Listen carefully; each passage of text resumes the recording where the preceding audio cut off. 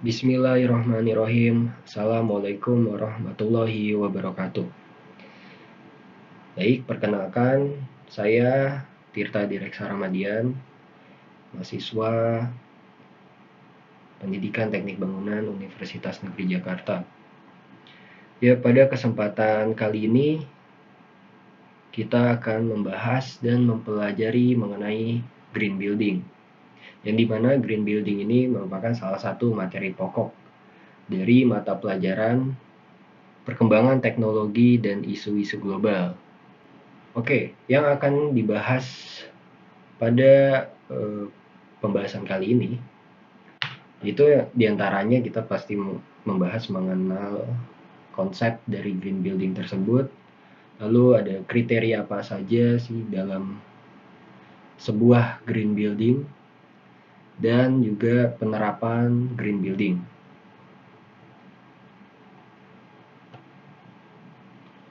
Nah, apa sih green building itu? Apakah green building itu merupakan sebuah bangunan hijau ya?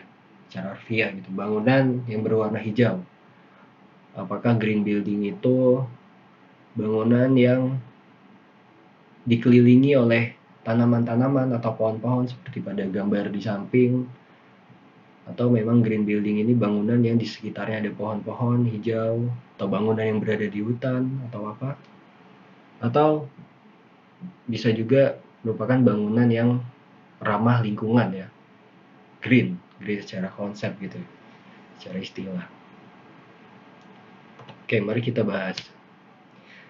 Datang dari mana nih konsep green building ini? Gitu. Apa yang men-trigger green building ini muncul gitu ya?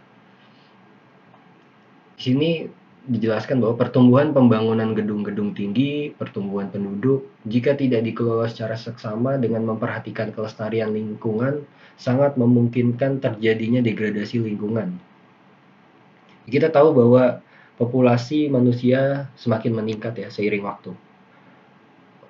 Dan juga dari meningkatnya populasi penduduk ya, manusia itu kan kebutuhan pokoknya itu salah satunya adalah papan ya, atau tempat tinggal. Makanya dengan tumbuhnya tingkat penduduk, tentu juga akan meningkat juga pembangunan-pembangunan yang ada gitu.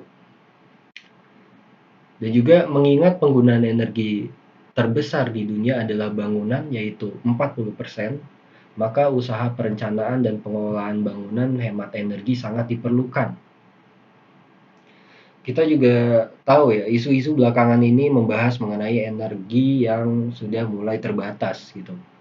Makanya memang diperlukan konsep penggunaan atau energi yang efisien dan hemat seperti itu. Nah, mengapa sih green building penting dalam pembangunan berkelanjutan? Ya, di sini dibahas bahwa proyek pembangunan dan lingkungan merupakan dua hal yang tidak dapat dipisahkan. Ya betul, karena seperti tadi yang kita bahas, pembangunan itu selalu terjadi dan meningkat ya.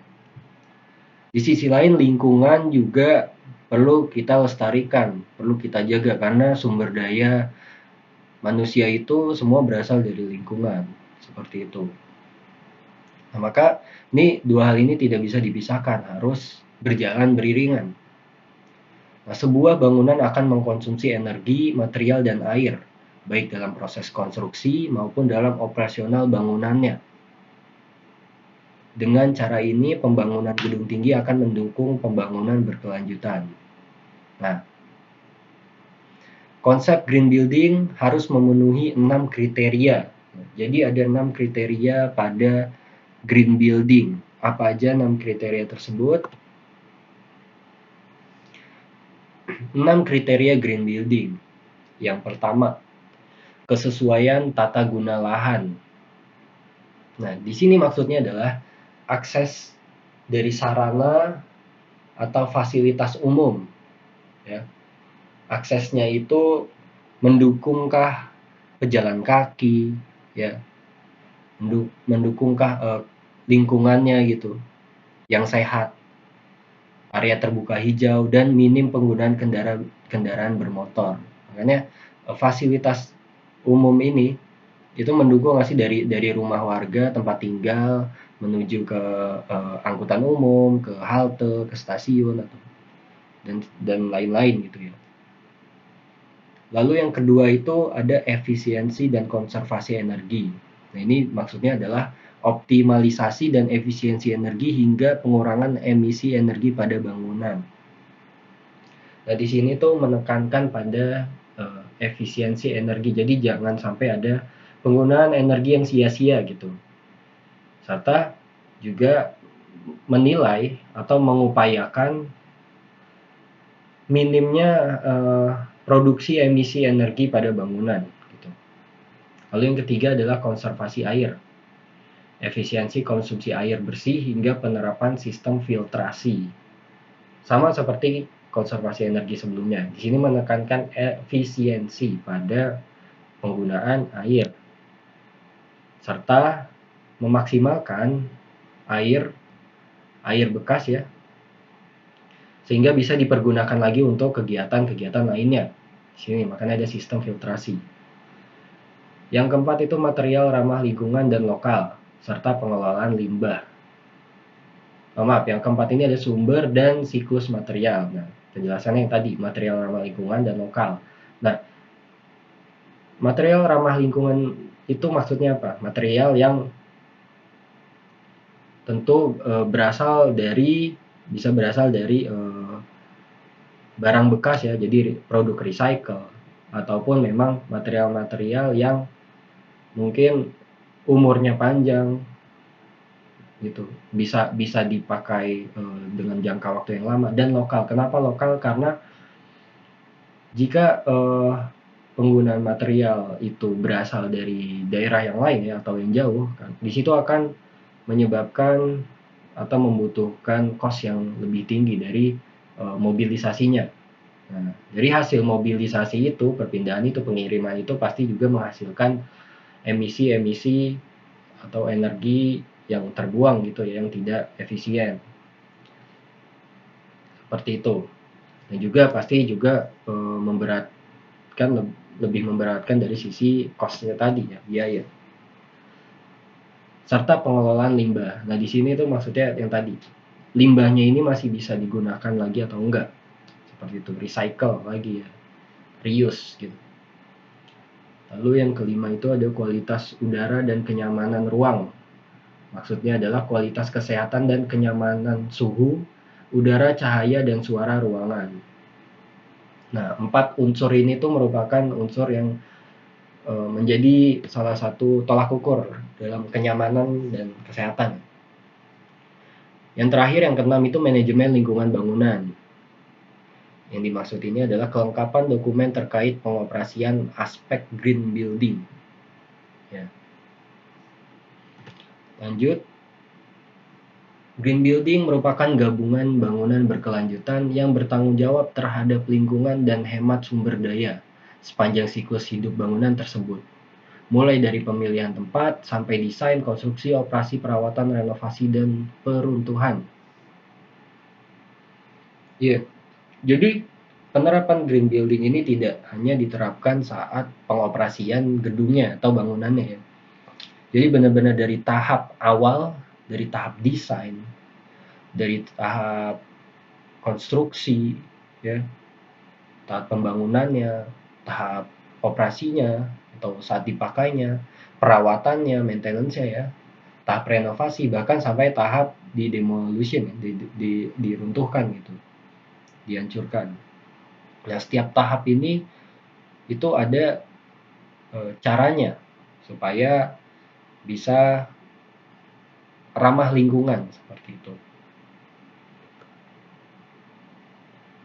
Nah, bangunan ramah lingkungan atau green building menurut Peraturan Menteri Negara Lingkungan Hidup Nomor 8 Tahun 2010 tentang kriteria dan sertifikasi bangunan ramah lingkungan adalah suatu bangunan yang menerapkan prinsip lingkungan dan perancangan, pembangunan, pengoperasian, dan pengelolaannya, dan aspek penting penanganan dampak perubahan iklim.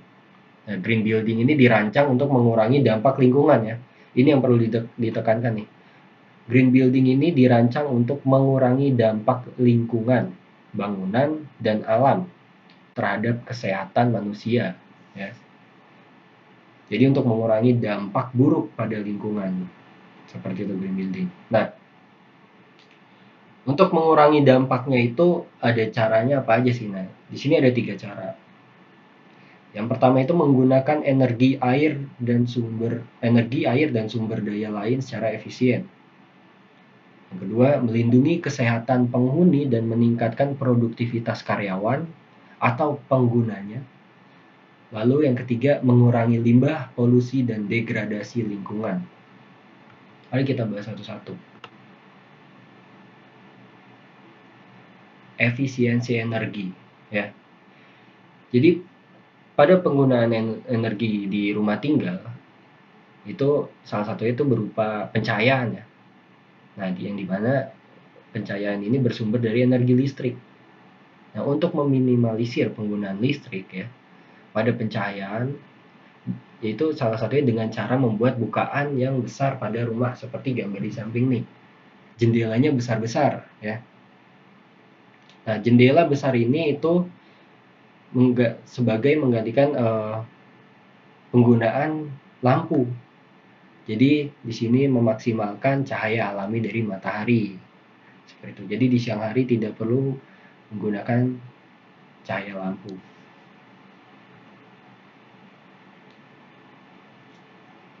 Lalu kesehatan dan kenyamanan yang tadi ya.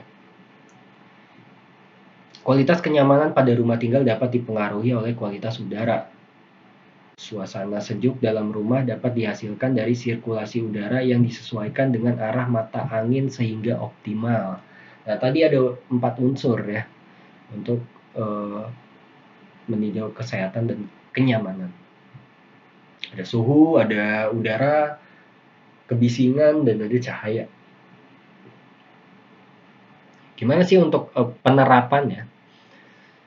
Di sini tuh bisa kalian sama membuat bukaan-bukaan yang lebar ya, supaya sirkulasi udara jalan, dan itu juga dilihat dari tentu arah mata angin ya. Ditambah lagi di sekitar rumah itu juga bisa ditambahi tumbuhan-tumbuhan gitu. Nah, di mana fungsinya seperti pada gambar ini itu bisa tumbuhan itu bisa sebagai penyejuk juga ya, bisa memfilter udara ya, bisa mengabsorb kebisingan seperti itu. Lalu yang terakhir itu pengelolaan limbah dan lahan. Nah, pengelolaan limbah dari tahap prakonstruksi hingga operasional dan perawatan gedung perlu diatur dengan baik. Dan juga tata guna lahan yang sesuai dengan standar. Memaksimalkan area terbuka hijau. Nah, di antara manfaat green building itu kita bisa bagi menjadi 3. Ada manfaat terhadap lingkungannya, manfaat ekonomi, dan manfaat sosial.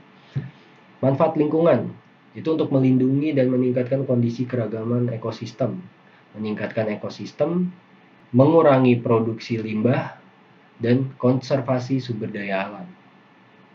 Lalu untuk manfaat ekonomi itu menghemat biaya operasional, ya, menciptakan pasar bagi produk ramah lingkungan, meningkatkan produktivitas penghuni dan pengguna bangunan. Karena untuk konsep green building ini juga memikirkan masalah kesehatan dan kenyamanan sehingga produktivitas penggunanya itu bisa meningkat. Manfaat sosial, meningkatkan kualitas kesehatan dan kenyamanan pengguna bangunan, meningkatkan kualitas estetika, dan mengurangi masalah dengan infrastruktur lokal. Jadi, kesimpulannya adalah green building atau bangunan ramah lingkungan merupakan suatu konsep pembangunan yang berlandaskan pada konservasi lingkungan, efisiensi energi, dan keberlanjutan. Yang dibedah menjadi 6 kriteria, ya. Dan konsep green building ini memiliki banyak dampak positif bagi lingkungan, ekonomi, serta sosial. Ya, sekian penjelasan dari saya. Terima kasih banyak. Assalamualaikum warahmatullahi wabarakatuh.